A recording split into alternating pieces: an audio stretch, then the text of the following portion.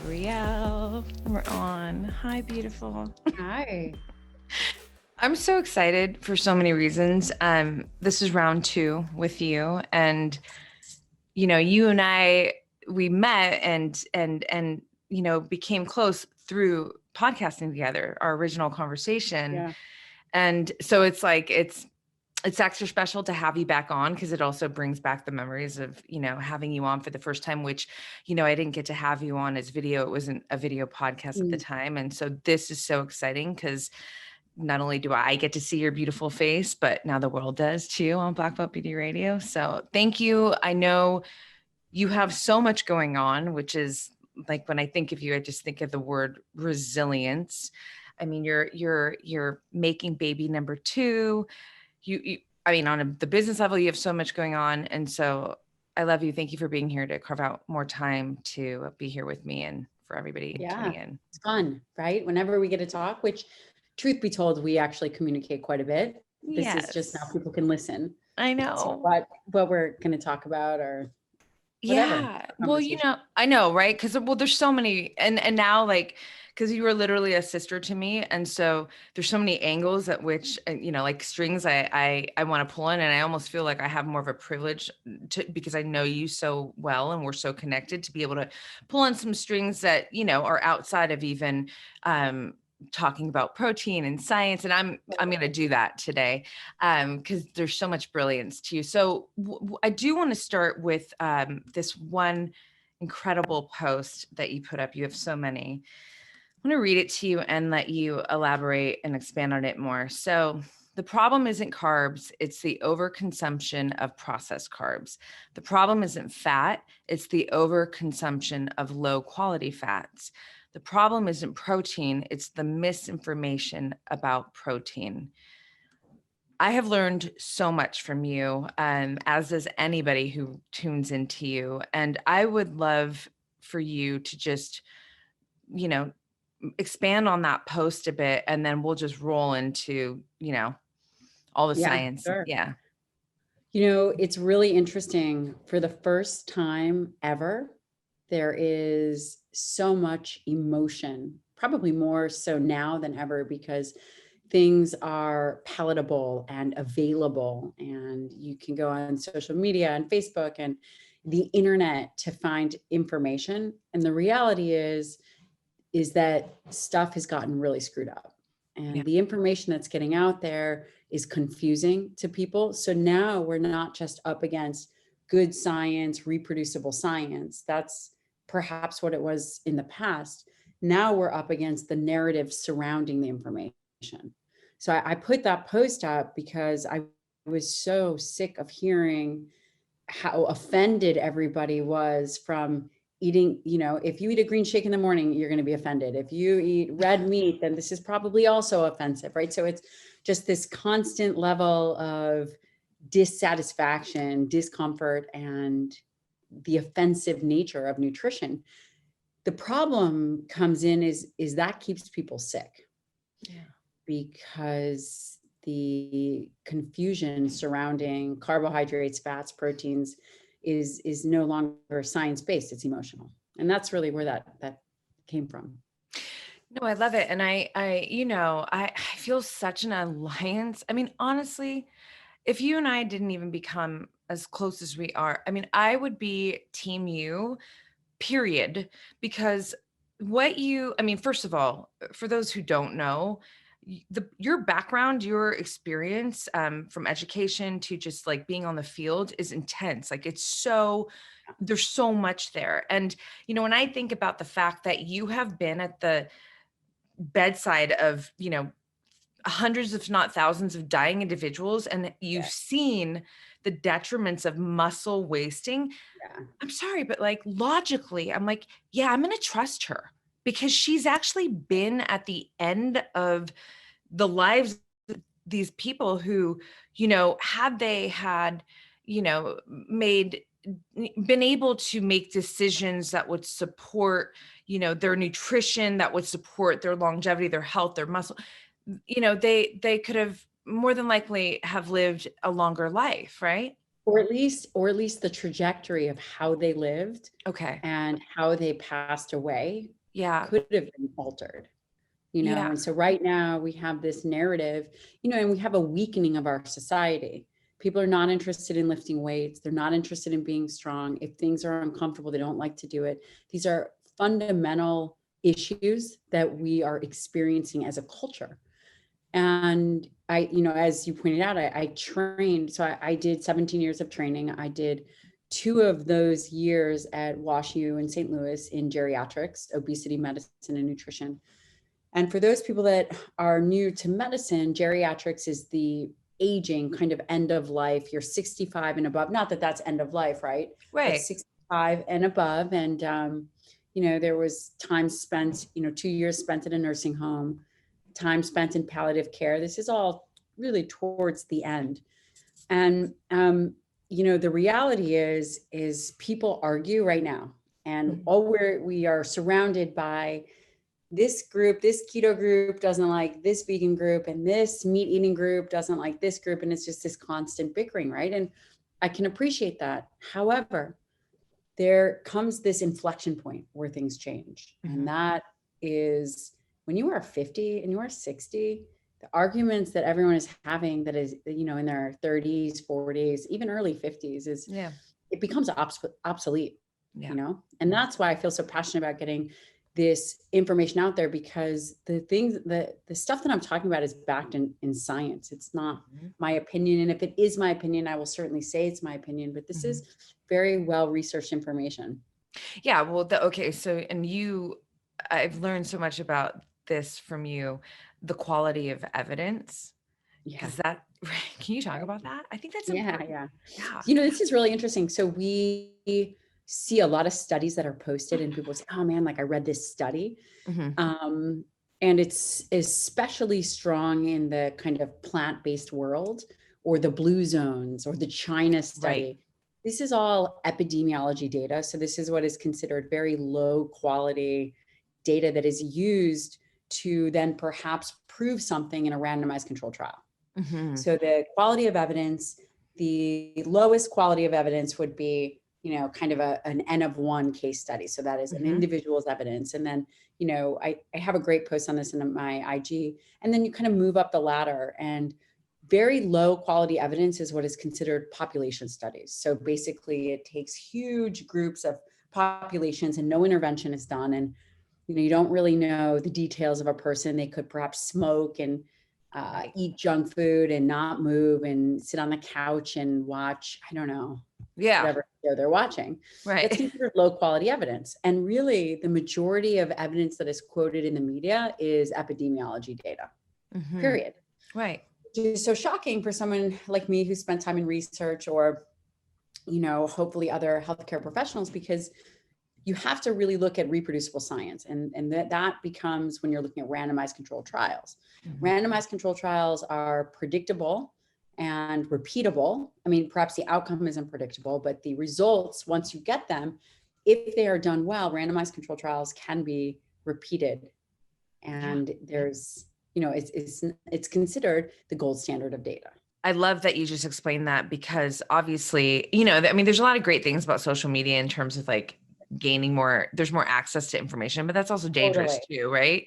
Because there's totally. so much misleading, honestly, there's bad information. I can't tell you how I feel as someone who, I'm an advocate for health. I mean, that's my brand. That's what Totally. Yes. and so when I see some posts of people who are not in any position to be, express, like basically prescribing, Mhm. this, even someone like me, Gabrielle, who I have a lot of knowledge. I have a lot of experience in my own body, and like how I've taken my body composition from, gaining weight after my injuries into like, okay, I'm, you're my doctor, and like, my labs, but even, I don't sit here and prescribe. I have ideas, but I don't prescribe. And I see this prescription happening that Yeah. is, of diets that are leading people to, you know, not being healthy and not being strong. And it makes me emotional because I'm like, no, Totally. and I love that you're such a warrior in this, like, hey, let's not confuse emotions for science. You're Right. not here to offend anybody. You're not here to tell Hey, listen, anybody. at this point, it's okay if I do. Yeah. There Yeah. was a period of time where I didn't want to talk. I mean, there was all this talk about protein and cancer and just in the environment, agriculture in the environment. And there was a period of time earlier on in my career, I didn't want to offend people. Yeah. And I'm sitting here just looking at this going, I cannot believe what people are saying. And then they're jumping on the bandwagon and Mhm. there's no self-reflection of perhaps questioning how you know what you think you know. I am always curious as to the errors in my thinking and what are my confirmation bias, how can I improve this? And then I'll talk to people that are, 40 years down the line that have been in research for that equally that long, Yeah. No, I love it. I mean, listen, I think critical thinking is so important and more now than ever. I think not only do we need it, but there's, we can see that it's lacking, right? Because it's very easy, Okay. like you said, to jump on the bandwagon. And, you know, again, to go back to this place where you're talking about, in Right, your 30s, 40s, and even your 50s, like have at it, argue, but like right, things are going to change, and if you're not aware of what could happen, the detriments of what could happen, like, you know that's a problem. So when like what I've learned from you, and I would love for you to really explain what muscle centric medicine is, which is really what your practice is geared, or a big piece of it yeah, is geared around, right? So how I try and when I try and help people understand muscle health and why it's important. And really, I'm extracting what I've learned from you. I'm like, you guys, think of your muscles as savings account. Okay. totally. And in your savings is what your body needs to help you keep strong and, Right, healthy for longevity. And in the event that something goes wrong down the line, you get pneumonia later in the later decades of your life, or you fall and break your hip. I mean, these are common things. You have the money in the bank to repair your body, your system. And if right, you don't have that money in the bank, you're in trouble. So what does it totally. take to keep the money in the bank?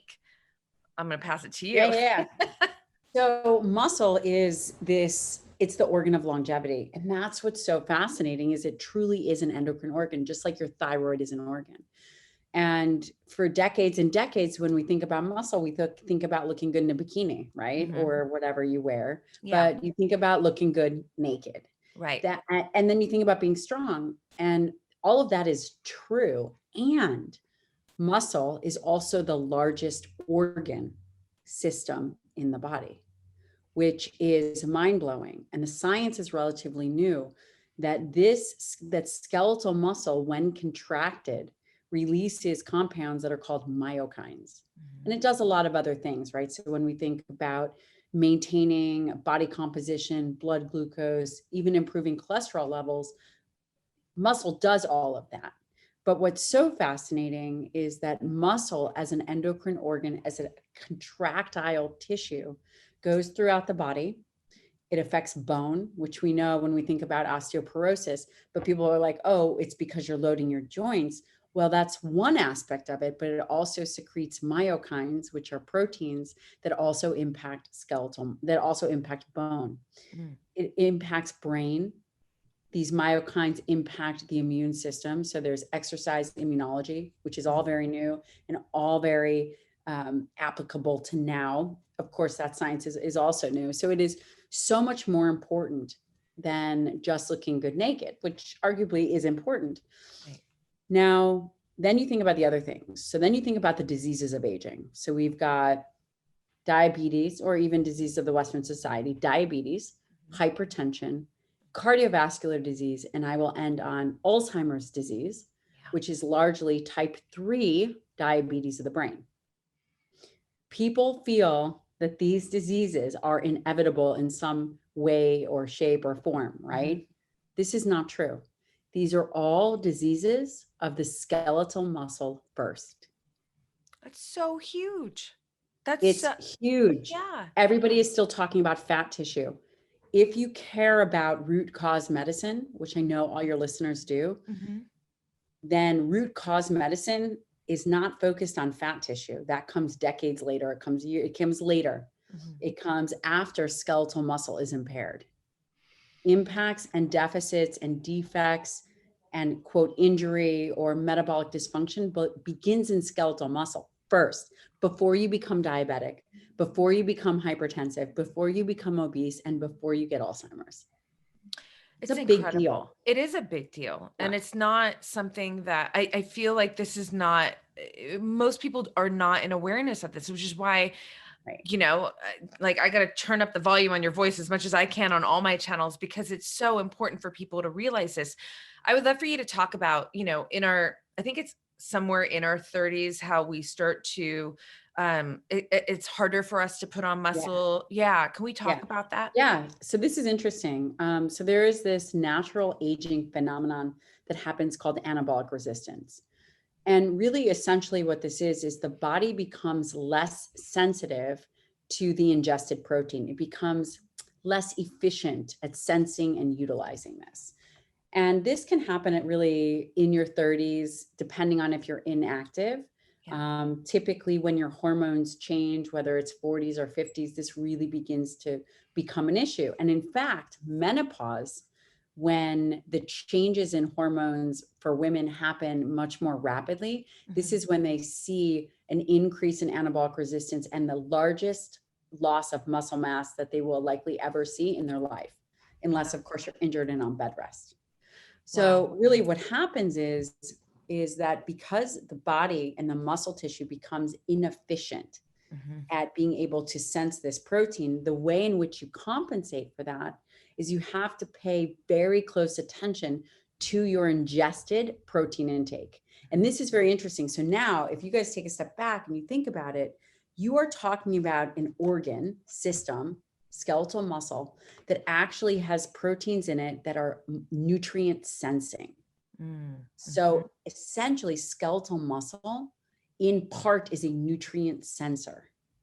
S That is some s deep shit, It really is. I mean, I love right? hearing that. Yes. Right.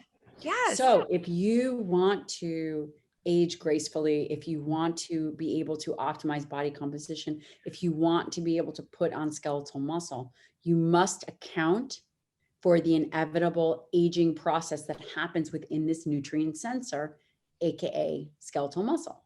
Right. Okay.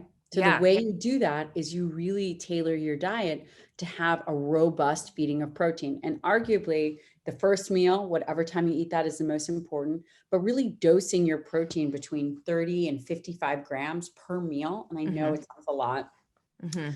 And there is something called protein cycling or protein pulsing, which I haven't really brought out to the public. I've done maybe one or two videos on it, but it is something that I will be talking more and more about. Yeah. But to get good fundamental knowledge, the first thing that you do is you have to optimize for that 30 to 55 grams to Yeah. overcome the inefficiencies of aging muscle. So, it's actually funny. You just reminded me, a couple nights ago, I had a dream that I was eating a bagel for breakfast. And I was like, Gabrielle, I was talking to you. I was like, Gabrielle, Was I upset?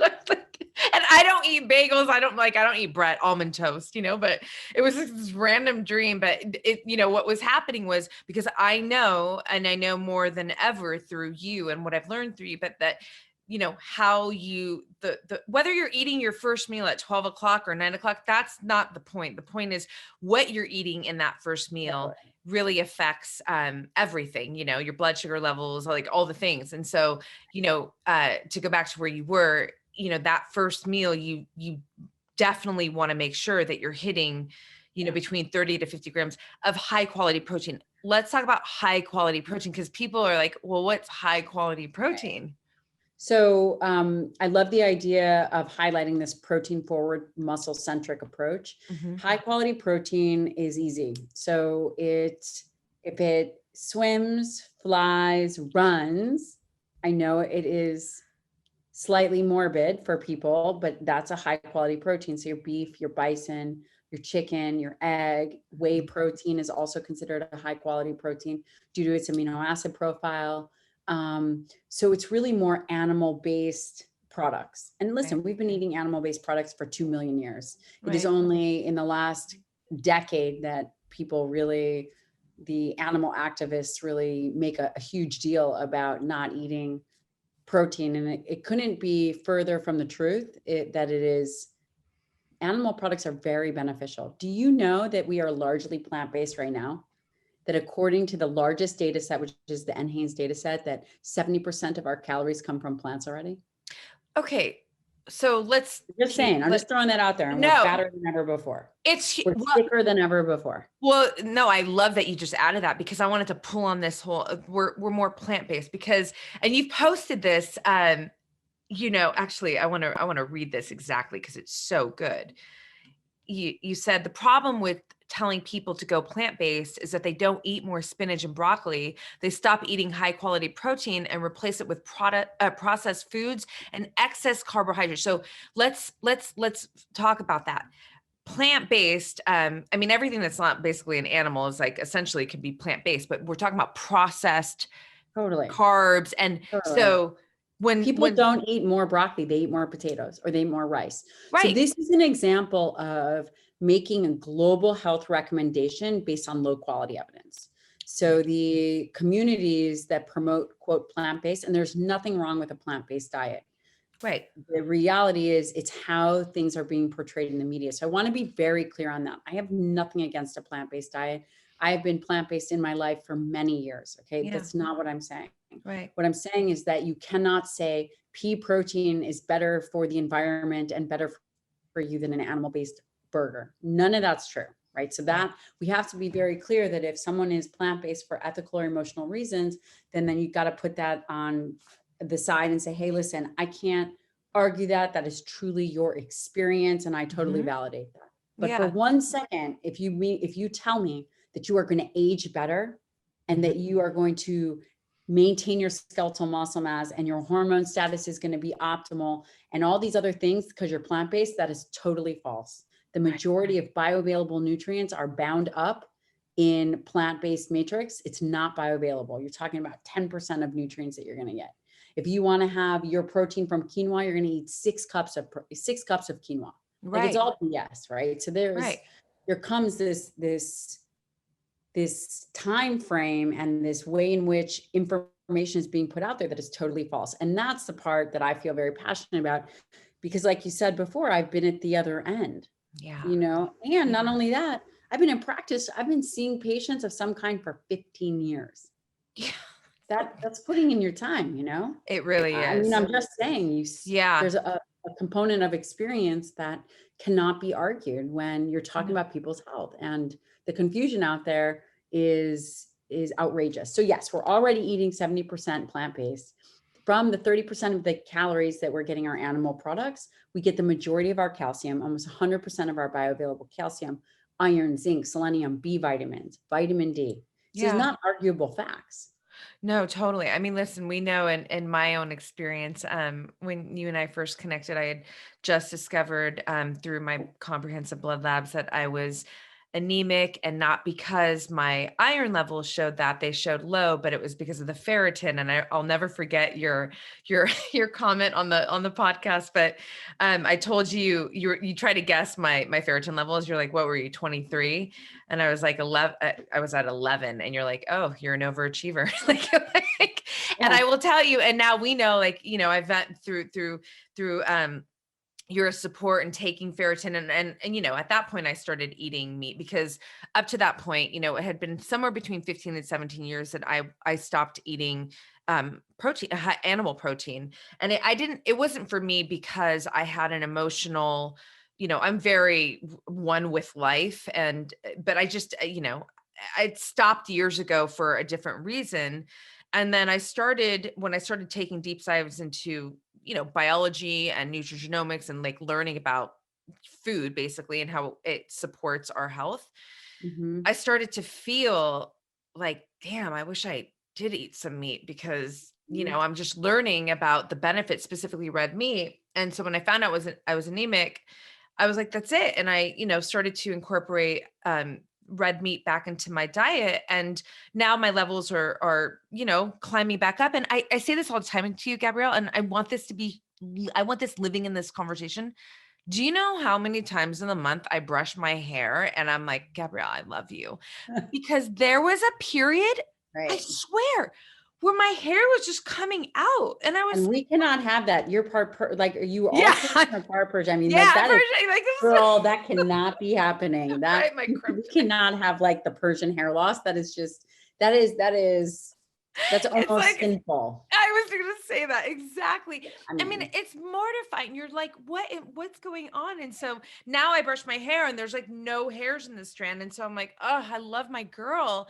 And so let's go back to this plant-based and you know, when you talk about like 6 cups of quinoa, I mean, we're talking about excess calories. Like go ahead and try and meet that leucine match, that amino acid, which is not what yeah, most it's a people are even terrible thinking idea about. and it's calorically devastating. So when you think about high quality protein, you have to think that plant-based proteins require anywhere from 30 to 45% more Right. Right. volume, more substance, more. So if you look, I'll give you an example. If you look at the back of a hemp-based protein shake and it says 30 grams, Yeah. what you really need to do is kind of cut that in half. So it's more like 15 grams is what your body actually sees based on the amino acid profile. And listen, people, these are hard, fast biological numbers. Right. Right. So it's, we're not saying, broccoli, everyone says, oh, broccoli has the same amino acid as beef. I want you to think about this for a second. Do they look the same?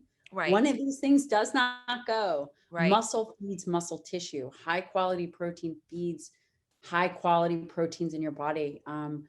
While one has all of the amino acids, largely, I mean, methionine maybe limiting if it's a plant, but it's the quantity you eat for amino acids. You don't actually eat for protein. So the quantity of the amino acids is really what determines what is utilized by your body, how it is utilized, if it is a proper stimulus. We talked about earlier about this decreased efficiency Mhm. of protein, and it's really a decrease in one of the amino acids called leucine. So it's a decrease in the body to sense leucine, which is one of the essential amino acids, and it is a branched chain amino acid, and you have to eat it. There's just no way around it. I Right. mean, listen, maybe the microbiome they will find in the future that it can decompose and generate branched Mhm. chain amino acids. That may be possible for a very small percentage of the population. But Mhm. the reality is we are eating for amino acids that we cannot make. This is important for so many reasons. And again, I want to go back to one thing and just kind of pull on that a bit more. Yeah. As we start to age, and when we say age, I'm talking about like in our 30s, we're still young, but it gets harder and harder to keep our muscles healthy and developed, right? And so the two ways that we do this is number one, diet, and number two, resistance training, right? To send the signal to our muscles, which again, to the very beginning of our conversation, there's less and less people actually lifting weights, right? So we have to even be more reliant on the diet aspect of keeping our muscles healthy and strong. And you know Right. I want to highlight this as well, Gabrielle, like what I love so much. I mean, there's so many things that I love about what you share, your knowledge and what your message is, your voice. You're not here to say, you're not judging anybody at all. You're not saying, hey, do this or don't do that. What you are sharing is, I'm letting you know the facts from science. Do what you want to do, but I'm empowering you with Right. information that is going to make the hugest difference in how you're aging through your life. So, if you are plant based, if you are vegan, I'm not judging you. I'm just saying, understand what you are missing or what you need to add, or, how to do this even best. And Yeah, that's and I on think that you. I have a real problem with the like the ethical high horse. Mm, So when I post anything that is pro red meat, which by the way, we've been eating for 2 million years, we were designed to eat animal products in our but I mean, like that's just yeah. part of, do you have to do it? You don't. Are there ways around it? Absolutely. But to say it's inherently bad, and then, where I have a real problem is number one, people misrepresenting the science. And number two, there's this component, we are a military family. Mhm. I grew up I've been in academia for a really long time. I've been a professional student for way longer than I can imagine. There is a Mhm. hierarchy of respect. There's a way Right. in which you communicate. There's a way in which you treat someone. There's a way in which you have some kind of respect for experts who have spent and sacrificed decades of their Yeah. life. And what I see is that that doesn't seem to matter to people Right. anymore. And the amount of disrespect that I experience, that my colleagues experience, where it's just like, there's I mean, it just goes above and beyond anything that I Yeah. find acceptable. And so I do have a problem with just the whole concept of the way in which that's approached. Yeah. Yeah. It Well, appalls me. So it is about the science, and two, it's about having some integrity about what you're saying. Just 100%. because you read the China study, which is not a study, or because you heard about the blue zone doesn't make you an expert who spent decades in education, right? That's just not the reality. And so there's some kind of discord or disconnect Mhm. that happens that I think is we have to weave that gap Yeah. back together. Yeah. Well, I mean, listen, I mean, again, like social media makes it so easy. Like anyone's hiding behind a screen and feels like they just, and they have a microphone and they can just, say their 2 cents, but it's, yeah, another word that comes to my mind when I think of you, my girl, is it's integrity, because it moves, it runs through your veins. It's everything that you live and that exudes off of you. And so I understand that it's got to be really frustrating when especially like your intentions are, they're really to the benefit of everybody. You're not here judging, you're not here trying to tell anybody what to do. You're literally sharing information Yeah. from, It's right? not emotional, right? Like it's not an emotional experience, but I will tell you what becomes emotional. Mm, What becomes emotional is when you disseminate bad advice and then yes. someone you love ends up in the hospital, or they've fallen and broken a hip because you've told your elderly parent that they should go vegan or vegetarian and it's going to increase their lifespan. That's where it becomes personal. Yeah. That's where it becomes a real freaking issue. I feel that. And like I said, when I see things and I hear things like related to that, it bothers me inside because I'm like, you're literally taking them the wrong way. So one thing that I want to make sure that we talk about is uh, collagen protein. That's something that I Yeah. think a lot of people are like, oh, I'm taking in a bunch of protein. I've put my collagen in my coffee. Can you talk Right. about the difference? Because Yeah. it So doesn't. I actually love collagen protein, Mm-hmm. but I only count it towards total caloric intake. It doesn't actually count as a protein. And that's why in the labeling, it says protein peptide. It is very, very, very low in essential amino acids, particularly the branched chains, and almost totally devoid in tryptophan. So it is not considered a complete protein. There are some other benefits to collagen. Anecdotally, I've seen it do wonders for hair, skin, and nails. Um, the mechanism of action, you always have to ask yourself, well, what is the mechanism of action of how something works? And I don't think that we have that answer yet. Mm-hmm. But again, anecdotally, I use it in my practice all the time. It's helpful in gut healing. Mm-hmm. At least that's what I've seen. And of course, all the other aspects of it, but it is devoid in essential amino acids and tryptophan. So counted towards calories, but not protein. Okay, perfect. So I'm going to use me as an example. My weight is, I'm 130, right? And I'm good at 130. If I want it to be 125, we can talk about that. But just to use 130 as an example. So to keep my muscles healthy and strong and support my longevity, I want to make sure that I'm taking in 130 grams at least of high quality So you're protein. interesting. So people that don't know you and are probably getting to know you, you're highly active. So the way in which you can offset the amount of protein that you eat is through high levels of activity. You lift heavy, you Mhm. train hard, you're consistent. So you probably realistically can get away with a lower protein intake. Mhm. Um, that being said, I typically make that recommendation to start at your ideal body weight, but the more active, so when we think about the long term, really the more active you are, the lower the protein intake, because you have to account for that tissue turnover. So the Right. two main ways to stimulate skeletal muscle are calories Yeah. and exercise. Yeah. So if you actually reduce your caloric load and reduce some of your protein, which you could go down to 115 and still maintain body weight. But then the question is, what would you titrate up next? Would it be carbohydrates or fat? And I know you well enough to know it's probably fat. I remember the time you came over with Hugh crackers and I some love dark those. chocolate. But so and I don't really want to confuse people. So I would start at 1 gram per pound ideal body weight, but the more active you are, the more actually you can get away with slightly lower protein intake, which is Well, nice. I love that you said that, because I do want to talk about resistance training and really being strong.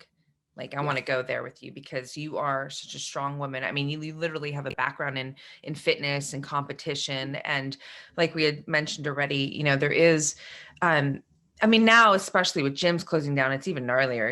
It's like the access to even lift weights is becoming more difficult. But as a whole, I think that, people are more this mindset of like cardio. And me, I love my beach runs, and like I Yeah. love cardio, and there's a place for that, but it does not replace or even trump my resistance training, not only because of the empowerment feeling that I get from, lifting heavy, but going back to the signal that it's sending to my muscles, right? Right. To stay healthy and strong. So to kind of expand on what you said, like someone like me who's actually, putting in resistance training steadily throughout the week and is active, like I can afford a little drop down in my protein intake, Yeah. because I'm getting that signal from another outlet, right? But if you're not doing that, then yeah, Right. you have to be Well, and heavily the reliant. majority of individuals are domesticated in some way. Yeah. And again, also there's a palatability. So for example, if you are not a like you're not a really big eater, and you probably are really not into eating that much protein at 130, you probably Mhm. settle at 115 and Yeah. maybe hit 120. And I think that's perfectly acceptable for an optimal range for you. Mhm. And then the other thing to keep in mind is that, I tend to not utilize carbohydrates at the first meal of the day. I Mhm. think that sets up people for kind of metabolic dysfunction and chasing insulin and blood sugar. So another really good recommendation is to keep carbohydrates 25 grams or less per meal. Mm. That's a little bit low, but really it'd be 40 grams or less per meal, but 25 would suffice. And the reason is so it doesn't create this robust insulin response. So that's another really good and simple, actionable item. Well, I love that. And I've listened to you and your mentor, Donald Lehman, talk Yeah. about how you can only utilize, like, it's something around 40 grams of carbohydrates per meal, right? So is that correct? So you Something- utilize all of it, but you have to get rid of the glucose. So Right. if you have more than 40 grams, then you now get into a more robust insulin response. And despite what anyone says, insulin is a problem. Right. There's an overstimulation, and it may not be a problem in the immediate, but there's a subsequent drop in blood sugar that happens, and then you feel tired, and then perhaps your cortisol is increasing. There's Mhm. all these other aspects that then happen. The excess carbohydrates must be disposed of, and the way in which you can dispose of it is through skeletal muscle. So that's responsible for 70+% of glucose disposal. But if you're not exercising and you don't have healthy skeletal muscle, you still have to get rid of the glucose. The Yeah. way in which you get rid of it is you're going to repackage it, and you will likely store it in some kind of fat. Yeah. That That's is not good. huge. No, Yeah, no it's problem. not good. And it's easily avoidable. And I think that that's what's really important to understand, is that these are high value items that can be implemented, like optimizing for protein intake, knowing what your protein goals are, understanding that you can reduce some of that by increasing physical activity, in particular resistance exercise. And then the third thing is really understanding that you do have a carbohydrate tolerance, Mm. and that understanding that carbohydrates should not be thought of in a 24-hour period, which is the traditional, but it should be thought of as in a meal to meal basis. And that when you do that, it becomes very impactful as it relates to overall health and wellness, because now you're looking at optimizing for body composition, minimizing insulin responses, and stabilizing blood sugar. Okay, you're my girl. I've listened to so many podcasts. Every time there's a new podcast with you, I'm like, I gotta listen because I always either I learn something new or I learn what you've taught me, and like it's more, robust in my mind. Yeah. What you just explained right now, I just took in something new. Like the fact that you just laid out, the traditional way is to look at this carbohydrate load as like your full day, which is what Right. most people are doing. Oh, I had 100 carbs today, but no, look Right. at it per meal. I mean, that's huge, Gabrielle. Yes. Like, that's like, Right. So if you do these changes and you refine these nuances of nutrition, then Mhm. you begin to understand that by utilizing food as a modality for optimization, you can absolutely have that. And by really educating oneself and understanding that there's always a stimulus, right? An input, a stimulus, and then a Yeah, result. So I love it. Okay, can we pivot a little bit? I would love to go into the mindset space with you because mindset yeah, is also a big part of your existence, also your practice. And yeah, when we think about like there's you put a post up not that long ago that I loved, and it was be a warrior, not a worrier, right? that's the And biggest distraction. Like, what's so funny is people are like, oh my God, I'm so worried. You know what that is? That is totally distraction. yeah, It, no, it because if really you is. worry, then you don't have to actually execute. And if you worry, then it allows for all these other things to happen. And really Agree. it's just a distraction. And it's something that I've had to deal with. I'm good. I'm a hyper vigilant human being. Hmm. I will look for problems because I'm good at solving them. That's amazing. But, And also, like, it's also the brain is wired to look for the totally. threat, right? So it's Yeah. like what you're naturally kind of all of us are naturally inclined to Yeah. like constantly be looking for the threat, which then produces anxiety and worry. And this is really important to bring up because we're living in a really interesting fucking time right now, And so when I think about resilience and strength and someone being capable, you lead by example Yeah. in these areas. And I would love for you to share some of your wisdom and your thoughts on you know why this. I mean, we know why it's important, but I want your voice to specifically come out in these areas as a support to those who are taking in this talk, Yeah. because I think it's needed. So leadership right now is very needed, Mhm. period. And the reality is, if you want to be a good leader, which I would say that we all do, I mean, many of us do, you Yeah, have to lead yourself. yeah. And if you hold yourself to the highest expectation of what that kind of good leadership looks like, Mhm. then you can really make an impact, and not just an impact for yourself, because that's kind of self-centered and selfish, but you then make an impact to your family or your daughter or your unborn children, Yeah. right? And then that becomes incredibly valuable. So leading by example is probably the most profound thing that an individual can do. And that doesn't just mean leading by example in the public. So Mhm. that truly, and I take this very seriously, that truly means leading by example in the private. And you're never going to feel ready to do something you may not want to, and that's kind of where the discipline for exceptional self leadership comes in. That's so good. You're so right. Because I think more often than not, it's all about what people are seeing. And I'm an advocate for, hey, witness yourself. You're watching yourself at all times, whether you're conscious of it or not. But Yeah, when you turn on your consciousness, this is a very powerful thing, right? Because totally, you care about how you're showing up for yourself. And then and when you are leading yourself, you are going to be a better leader as a contributor for totally. the world, which is something that you're the most beautiful example of that. um I wanted to ask you if you had a magic wand, because I know you do. Probably get my house unpacked. I'm just saying. I know, let's hold on, let's like back up for a second before I even go there.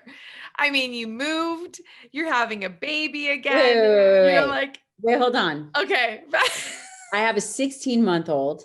Right. I'm 6.5 months pregnant. My husband, a former Navy SEAL, recently retired, is now in full-time medical school. I run a concierge medical practice. I produce all my own content. And I just moved across country from San Diego to the East Coast, and everything is in boxes. And you are legitimately one of the best friends. Like you are a supporter. You show up like with everything that you've got going on, you'll still rise to the occasion to be there Yeah, for those that you love. And I that's do. something that needs to be put in there too, because it's so real. And I feel I'm, so fortunate to be to receive that from you. And this is a lot. So go back to the resilience Yeah, piece and the integrity piece and the leadership piece is like, man, and you're someone who doesn't make excuses. You're someone who yeah, keeps it real and you give your best in every single way that you possibly can. And this is beautiful. I mean, I couldn't be more proud of you as an individual and then certainly as one of my girls, This is totally. yeah, it's where it's at. And I think that it's important to share this because it's like every day in life there's a form of battle, right? And you are a Yeah, warrior, right? And so how you're showing up to that battle is in the difference of like where that integrity is, where that strength is. Like how are you making excuses? yeah, Are you optimizing yourself to be as resilient as you can? I mean, all of that totally. is so important. And again, I want that to be very loud in this Yeah, conversation because of where we are in life as a whole totally. side and where I want our people who are taking this in to be channeling themselves through this new year. Right. And, thinking about what is the most valuable currency, for me, you absolutely are correct. My most valuable currency is my relationships. Yeah. The people that I love, they absolutely know that I love them regardless of the craziness of my life. I will always take time to show up without being prompted. I think that that's important. It's a privilege and a pleasure for me, and it's something that I truly, truly value. I really think that relationships are the secret sauce to life, you I know, agree. truly is the most valuable thing. And so being able to be a good teammate is something that I want to teach my daughter that. Yeah, well, you are Aries Hunter. Aries Hunter. It's so exciting. That's right. I Wallflower. love her. Oh my God. She is a wildflower, Oh right? my God, look at She's this little like, picture of her from when she was a baby. oh my goodness. Is that the most ridiculous thing you've ever seen? You Yes, guys, she because does she's not look like this so now. no, She does it's not look so like this right now. crazy. What like Yeah, wow. so cute. Wow. Oh my gosh. So, you're getting ready to have your next child, your first son. This is how do you feel about that? Let's We're talk about excited. yeah, I Yeah, mean, yeah. I thought, so, initially I was thinking that he would be chill and quiet. I'm not so sure that that is actually what's going to happen. why did I you really think think that? there's I'm I curious. don't Like know. you're like a warrior family. I just had this feeling, and then I realized that when I'm up all night and he's kicking and legit crazy, I'm like, that is my fucking throat you just kicked. Or, I'm like, what do you just dance party taekwondo in there? Well, wait, hold on. So Because for me, I'm like, you do realize that you're creating Thor in there. Like, I don't know if you know I this, but I didn't, know as your girl. I thought for some reason, that Aries, I knew, and I think I'm a little skewed because I knew Aries was going to be a super little powerhouse, really bossy, fearless, which she is. And I thought they were supposed to be afraid of stuff. I'm waiting for that. She is just, I She's a mean, gangster. I'm like, is there any blood? No blood. Okay. Um, yeah, she really is very robust. Yeah. And I knew that she's going to be that way. And Mhm. I think that our son was going to be, in my mind, he was going to be more chill and quiet like Shane, who, by the way, when I say Shane is quiet, I don't know if that's the best. I mean, Ex- he's not loud, but He's I like, don't I feel like, someone who's trained jujitsu for almost a decade. It's like, as a martial artist, when you actually have, I'm not saying like literally a loaded gun, but like weapons, like if somebody comes at me, like be ready for a fight, right? Right. I don't have to walk around like this, like puffing and loud, because I know it's built within me. So I Mhm. wonder if, like, when you say, because Shane, he's amazing, and he's not, you're right, he's not this like loud, but I mean, he has charisma, but I feel like because there's a silent, Right, totally. It's like right? when a It's like, bear or a lion walk into a room, it's not like a lion needs to roar or nope. whatever, Mm-mm. or a gorilla needs to like pound on his chest. You're like, all right, I got it. So, yeah, so I thought maybe our son was going to be chill and quiet, but I'm No. not certain that that's the case. No, yeah, I mean, I, again, I feel like you're creating Thor. So there's like a Feels superhero like being that. It born. feels like that. It Anyway, it makes feels like perfect that. sense. I love it. Yeah. Okay, so I want to ask you, you do so many podcasts and talks, and you know, one thing that I love to ask all of my guests is there something that you aren't being asked to speak about, or something that's like really sitting at the top of your heart or mind that you wish that you want to speak of Yeah. more? Well, I Hmm. think that we're doing it. I do value the science so much, but there's so much else out there. It's kind of like being a Spartan woman. Yeah. And I've had the opportunity to talk to you a bit on this, as it relates to resiliency and leadership, which I think that, like I said, now so more than ever, we need better leaders. We need more leaders. We need better leaders, and we need leaders that lead first in their own life. And I think that that mindset component and that action oriented discipline is something that I feel very passionate about. I So, love it. Great. yeah, Perfect. thank you so much for having me on. No, I love you. Thank you so much, for everything, for who you are in my life, for how you show up in the world. I mean, you're such a powerful contributor. And, I know that you have a lot coming out, which I'm really excited about. I mean, meaning supportive tools for Yeah. people to be able to optimize their health and Yes. to really learn more from you.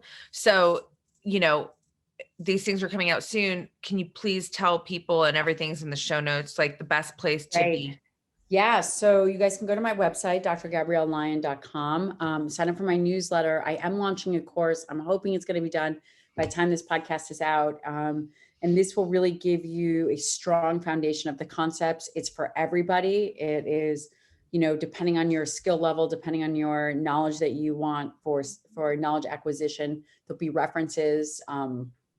So I think that would be really, really great for everyone. You guys can sign up for my newsletter. It comes out once a week. I put in good research. I put in stuff I'm reading, what I'm doing, information that I think is highly curated and valuable.